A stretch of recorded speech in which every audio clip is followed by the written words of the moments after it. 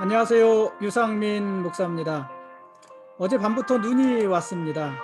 예보된 만큼 많이 오지는 않았지만 새벽까지 눈발이 그치지 않았습니다. 다행히 얼지 않아서 출퇴근길 큰 혼잡은 없었다고 합니다. 저는 오늘까지 마감하기로 한 원고가 2개 있었습니다. 오늘 새벽까지 끙끙대다가 오전에 겨우 마쳤습니다.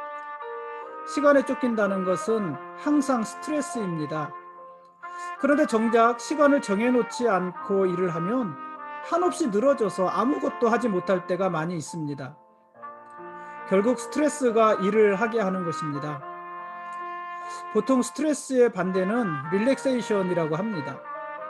이 릴렉세이션이란 긴장이 유한 휴식 삼아 하는 일 등의 뜻을 가지는 말입니다. 대부분 사람들이 아주 좋아하는 단어이죠. 그런데 이 릴렉스만 해서는 이룰 수 있는 일이 별로 없습니다. 스트레스가 꼭 필요합니다. 우리가 스트레스를 잘 관리만 한다면 우리의 삶은 지금보다 훨씬 더 윤택할 수 있습니다. 스트레스가 없는 삶보다 훨씬 더 다양하고 멋있는 삶을 살 수 있습니다. 그러므로 스트레스에 너무 스트레스 받지 마십시오. 스트레스에 릴렉스 합시다. 스트레스도 하나님의 품 안입니다. 오늘 말씀 보시겠습니다.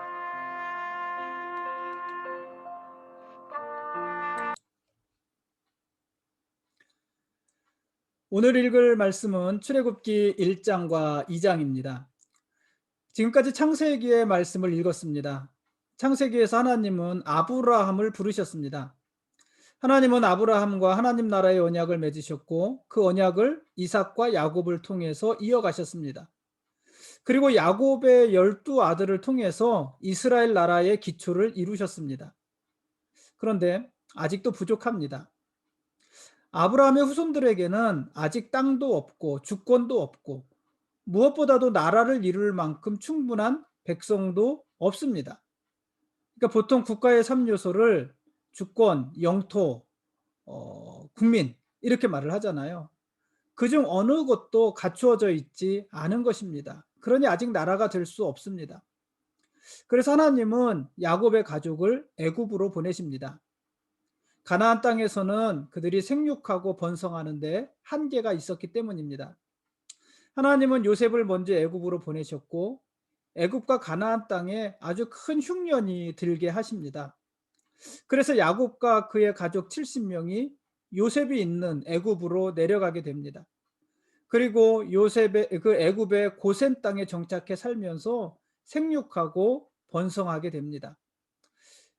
오늘 읽은 출애굽기 1장 7절 말씀에 보면은 하나님께서 아브라함의 자손들, 이삭과 요셉의 자손들 이 이스라엘 히브리 사람들을 생육이 중다하고 번식이 창성하게 도우셨다. 이렇게 기록을 하고 있습니다. 야곱이 애굽으로 내려가고 그렇게 400여 년이 흘렀습니다. 그동안 애굽의 상황은 아주 많이 변했습니다. 애굽에는 힉소스 왕조가 무너지고 새로운 왕조가 들어섰습니다. 이 힉소스 왕조는 이방인들에게 굉장히 관대한 왕조였습니다. 원래 이 힉소스 왕조 이 사람들이 가나안에서 넘어온 사람들, 그 이방인들이었거든요. 그래서 이방인들에게 굉장히 관대했고 그래서 가나안 땅에서 팔려온 요셉도 총리가 될 수 있었던 것입니다. 그런데 이 힉소스 왕조가 무너지고 새로운 왕조가 들어서게 됩니다. 근데 이 새로운 왕조는 이방인들을 굉장히 견제하는 왕조였습니다. 특히 이들은 이스라엘을 두려워했습니다. 왜냐하면 야곱 이후로 지금 이 출애굽기서까지 한 400여 년이 흐른 지금 이 히브리 사람들은 장정만 60만 명이나 되는 대민족을 이루고 있었기 때문입니다. 그러니까 이스라엘이 애굽의 원주민들보다도 더 많고 더 강해졌던 것입니다. 그러니 만일 이스라엘이 애굽을 대적이라도 한다면 애굽은 큰 낭패를 보지 않겠습니까?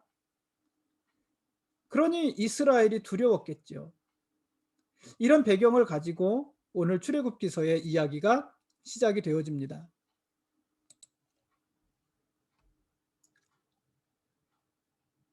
이 출애굽기부터 신명기까지는 이스라엘이 출애굽한 이후에 요단강을 건너서 가나안 땅에 들어가기 직전까지의 일을 기록합니다. 그러니까 가나안 땅에 들어가서부터는 어디예요? 이제 여호수아서, 그렇죠? 여호수아서 그리고 사사기서 이렇게 이어지잖아요. 그러니까 이 출애굽기, 레위기, 민수기, 신명기는 애굽에서 떠나서 요단강 건너, 그러니까 요단강을 건너기 전 가나안 땅에 들어가기 직전까지의 일들을 기록을 합니다. 그중에서 이 출애굽기는 애굽에서 시내산까지의 여정을 기록하고 있습니다. 하나님께서는 이 시내산에서 이스라엘에게 율법과 성막을 주십니다. 이 율법과 성막을 주심으로 이스라엘이 국가를 이루었을 때에 필요한 그들의 주권을 이루게 하시는 것입니다. 창세기서가 한 사람 아브라함을 부르는 것으로 시작했다면 이 출애굽기서는 한 민족 이스라엘을 부르는 이야기로 말씀을 시작을 합니다. 하나님은 이스라엘 민족을 부르셨습니다. 그리고 그들을 제사장 나라로 삼으셨습니다. 그리고 그 제사장 나라인 이스라엘을 통해서 열국을 구원하기로 하십니다. 그러므로 이스라엘은 이제 하나님의 나라를 이루어야 합니다. 이를 위해서 이스라엘은 나라를 세울 땅을 찾아서 떠나고 그 나라에서 시행할 법을 제정합니다. 그리고 그것을 교육하고 훈련합니다. 이런 이야기가 출애굽기서의 내용입니다. 그러니까 출애굽기서의 내용을 우리가 한마디로 말을 한다면은 나라를 세울 만한 땅을 찾아 떠나는 내용이고, 그 땅에 이스라엘 나라를 이루었을 때 그 땅에서 실행할 법을 만드는 것이에요. 근데 그 법은 누구 앞에서 법이냐면은 하나님 앞에서의 법이잖아요. 그러니까 하나님 앞에서 어떻게 백성들을 통치할 것이고 나라를 다스릴 것인가 하는 것이잖아요. 그래서 나라에 필요한 3요소 중에서 영토, 그리고 주권에 대한 이야기를 하는 것이고, 그럼 마지막 또 하나, 이게 백성이잖아요. 국민. 이 국민은 이미 만들어져 있는 거예요. 이미 60만 명이나 되잖아요. 그래서 여자와 아이들, 노인까지 하면은 최소 200만에서 300만 명이나 되는 사람들이 있기 때문에 그것은 이미 이제 갖추어져 있고, 그래서 이스라엘 나라를 이루어가는 그 스타트를 이 출애굽기에서 하고 있는 것입니다. 애굽왕 바로는 이스라엘을 견제하고 학대했다고 그랬습니다. 어려운 노동으로 이스라엘의 생활을 괴롭게 했고, 히브리 여인이 해산을 할 때가 되면 산파를 보내서 딸이면 살려두고 아들이면 모두 죽이게 했습니다. 이 일을 히브리 산파인 십브라와 부하에게 맡겼습니다. 그런데 이 히브리 산파들은 하나님을 두려워하여서 왕의 명령을 따르지 않습니다. 그래서 남자가 태어나도 그 남자 아이들을 죽이지 않고 다 살려준 것입니다. 그 후에도 바로는 남자로 태어나는 아이들은 다 죽이게 하는데 나일강에 다 던져서 죽이게 하잖아요. 이런 아주 포악한 일들을 행하게 됩니다. 그러한 때에 태어난 사람이 모세입니다. 그러니까 모세는 태어날 때부터 죽을 운명을 가지고 태어나는 거예요. 왜? 남자로 태어났으니까. 또 이 시대에 태어났으니까. 그런데 모세의 부모가 모세를 살리죠. 그리고 3개월 되었을 때 더 이상 자기 집에 둘 수 없다는 것을 알고 갈대 상자에 엮어서 나일강에 띄우게 되는데, 그게 하필 바로의 공주에게 발견이 되고 바로의 공주가 그 상자 안에 있던 그 모세를 좋게 여겨서 자기의 아들을 삼습니다. 그러니까 모세는 히브리 여인의 아들로 태어났지만은 3개월 만에 애굽 왕 바로의 공주의 아들이 되는 것입니다. 그 후로 이 모세는 애굽에서 궁궐에 머무르면서 공주로서, 왕자로서 40년 동안 애굽의 모든 교육을 다 받습니다. 그런데 그래도 모세는 자기가 히브리 사람이라는 것을 알았고 그 히브리 사람이라는 자기의 정체성을 잃지 않습니다. 근데 그게 문제가 되지요. 자기는 히브리 사람이라는 정체성을 가지고 있는데 어느 날 히브리 사람을 때리는 애굽 사람을 본 거예요.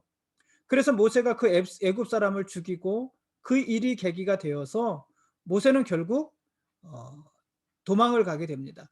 그때 모세가 도망간 곳이 미디안 광야까지 도망을 가게 되는 것이죠.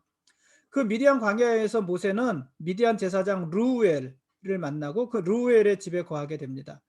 그리고 르우엘의 딸 십보라와 결혼을 하고 거기서 아들까지 낳습니다. 그곳에서 지내는 시간이 40년입니다. 그러니까 초반기 40년 동안 모세는 애굽의 왕자였으니까 그 이름을 널리 떨치던 시대였다면은 그 이후 40년 동안은 모세가 철저하게 잊혀진 사람이 되어가는 과정이에요. 자기의 힘이 다 빠지고 이름이 다 잊혀지는 그런 40년 동안의 기간을 광야에서 보내게 됩니다.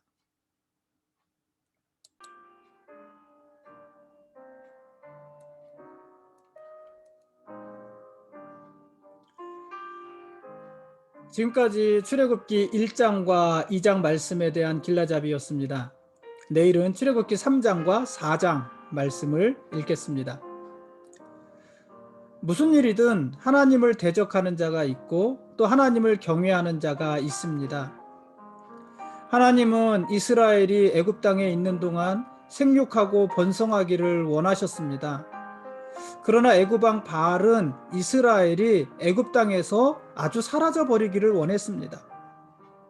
하나님의 계획과 맞선 것입니다. 바알은 이스라엘이 남자로 태어나면 모든 아이들을 다 죽였습니다. 남자들을 다 죽였습니다. 그렇게 시간이 지나면 이스라엘에는 누구만 남겠어요? 여자만 남지 않겠습니까? 그럼 어떤 문제가 생기겠습니까? 여자만 남게 되면 그 여자들은 자연스럽게 애굽과 섞이면서 애굽 사람들이 될 것입니다. 그러면서 이스라엘은 없어지는 것입니다. 그것이 바로의 계획입니다. 하나님의 계획과 완전히 대치되는 것입니다. 반대되는 것입니다. 근데 사실 하나님을 대적하는 것은 이 바로 왕뿐만 아니라 사람들의 아주 오래된 관습입니다. 습관입니다. 이삭은 하나님의 뜻을 거스리면서 에서를 축복하고 싶어 했습니다.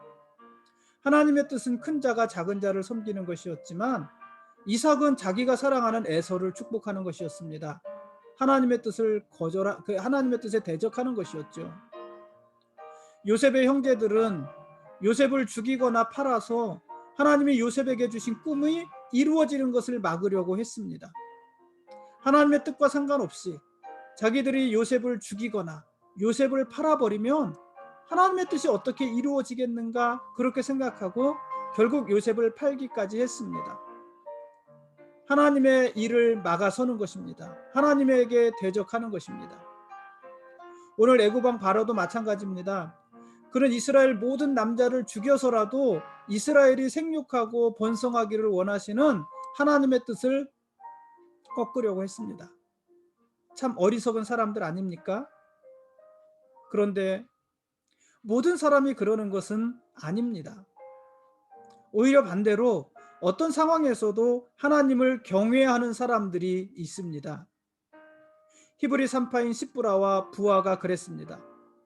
그들은 바로 왕의 명령을 어기고 히브리 남자들을 다 살려줬어요. 남자 아이들을 다 살려줬어요. 남자 아이가 태어나는 아이들을 다 받았고 그들을 죽이지 않았어요. 왜 그랬습니까? 그들이 하나님을 경외했기 때문이다. 이렇게 오늘 성경은 이야기를 합니다. 그러니까 이 히브리 산파들은 막강한 권력을 가지고 있는, 자기들을 당장 죽일 수도 있고 살릴 수도 있는 그 애굽 왕 바로의 말보다 하나님의 말을 더 두려워한 것이고 그 하나님의 말씀을 더 주의해서 들은 것이고 그 하나님의 말씀을 따른 것입니다. 그들이 하나님을 경외한 것이고 그들은 그렇게 함으로 하나님이 하시는 일에 대항한 것이 아니라, 대적한 것이 아니라 협력하는 자들이 되어진 것입니다. 그들은 목숨을 걸고 하나님의 말씀을 붙잡았습니다. 그 결과 어떻게 됐을까요? 그 결과 하나님께서 이 히브리 산파들에게 은혜를 베푸셨습니다. 그리고 그들의 집안을 아주 흥왕하게 하셨습니다. 하나님의 말씀을 따르면서 순종하는 것, 혹은 하나님의 말씀을 대적하고 거역하는 것, 불순종하는 것, 이런 것은 형편의 문제가 아닙니다. 형편이 이러니 어쩔 수 없었어. 형편이 없으니 그럴 수밖에 없었어. 이런 문제가 아니라는 말입니다. 하나님의 말씀에 순종할 것인가 불순종할 것인가, 하나님의 말씀을 따를 것인가 다른 것을 따를 것인가 하는 것은 항상 본인들의 선택의 문제입니다. 내가 어떤 것을 선택하느냐의 문제이지 내가 처한 환경이 어떠한가의 문제가 아니라는 말입니다. 하나님의 말씀을 따를지 아니면 우리를 두렵게 하는 다른 어떤 것들의 말을 따를지, 그것은 항상 저와 여러분들의 선택의 문제입니다. 그렇다면 여러분은 어떤 것을 선택하시겠습니까? 어떤 길을 선택하십니까? 하나님은 오늘도 우리의 왕이십니다. 우리는 그분의 거룩한 백성들입니다. 고맙습니다.